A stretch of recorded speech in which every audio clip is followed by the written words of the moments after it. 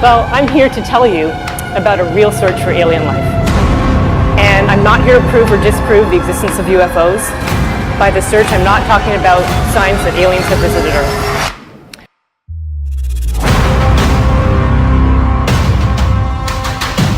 But I guess the question for now is, are these habitable, are they inhabited?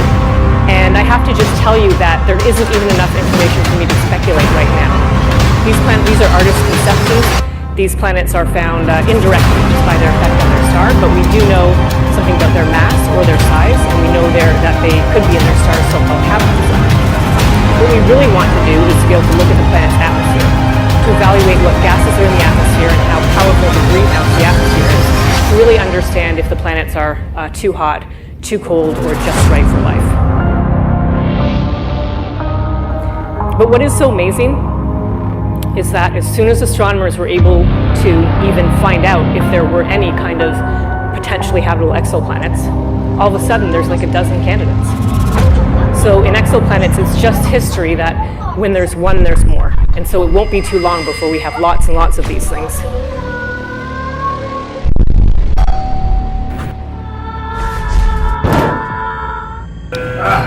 So your abilities are unique. Yeah.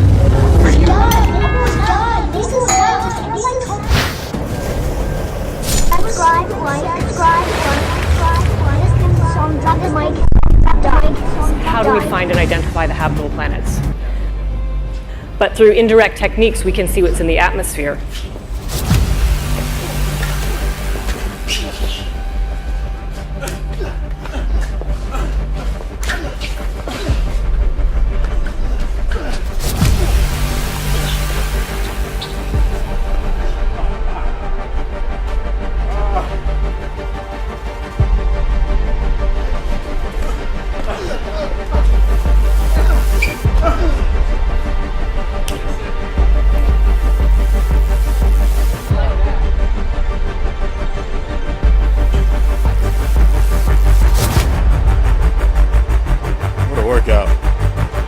And what's so great about this technique is that when we see the planet and star, we just see a point of light.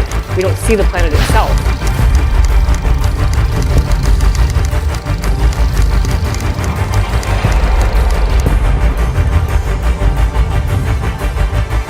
See the light from the star shining through the atmosphere when the planet is in front of the star.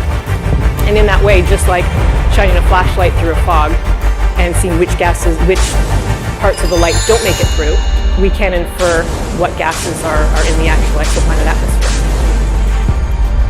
This would work well for big Earths orbiting small stars in the future. It works well today for big planets orbiting stars like the Sun, but it actually won't work for the true Earth twin. If we want to go out there and find an Earth analog and look at its atmosphere, we can't use this so-called transit technique because the Earth is just too small compared to the star. So we have to use a totally different technique. And this technique, we actually call it direct imaging. And there's direct imaging going on from the ground. Who in insanity was that? Your existence began here from the face of the earth. You started to become mushroom. Well, I thought it was pretty acceptable, but I didn't want to bother you. Where? Why? How? Well, okay, so I saw this cheeseburger in your refrigerator, then I took it, warmed it up, I ate it, and then I got a little embarrassed, and I didn't really want to tell you that I ate it. So instead of actually going to you and talking to you about it, I just left, and that's how it was.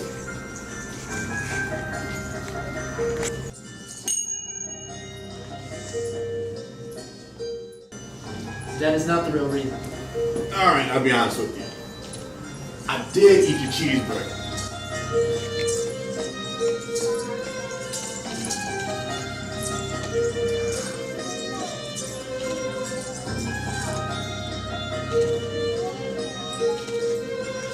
Find the true Earth twin, we must go to space to get above the blurring effects of Earth's atmosphere.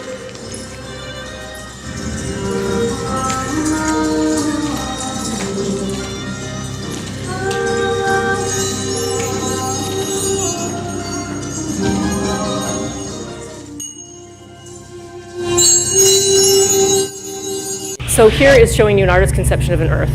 And I just want to try to convey to you how hard it is to find the true Earth twin. It's not that Earth is so faint. An Earth around one of the nearest stars wouldn't be fainter than the faintest galaxies ever seen by the Hubble Space Telescope. The problem is that the Earth would be adjacent to the very, very bright sun-like star. And our sun is 10 billion times brighter than the Earth at visible wavelengths. We killing them. Felipe, now we're killing them.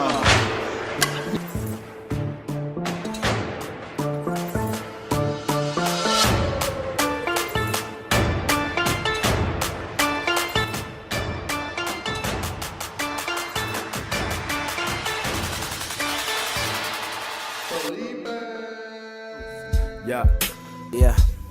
It go, roll your blunts and load your. The analogy we use is it's like looking for a firefly right next to a searchlight. When that firefly and searchlight are thousands of miles away. That's like us here trying to spot a searchlight with the firefly right beside, trying to see the firefly right next to the searchlight when that searchlight is in San Francisco. I'm not just pursuing all these material gains. We ethereal beings, healing spiritual pain.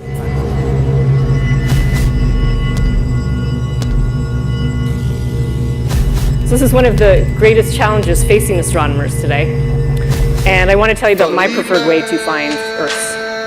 There are actually several ways to do this, but my favorite way actually is with a special telescope and star shade system in space.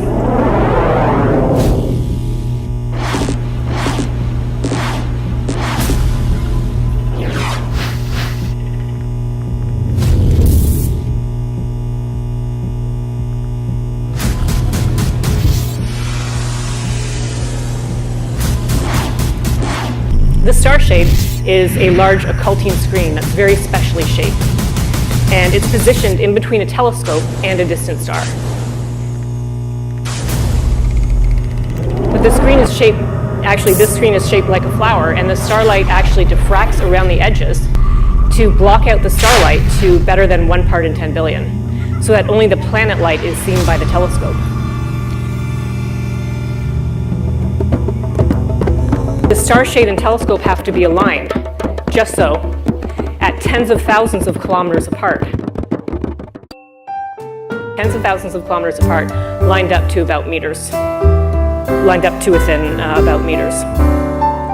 That's like asking a friend to hold up a dime at 5 miles away and be lined up right with you.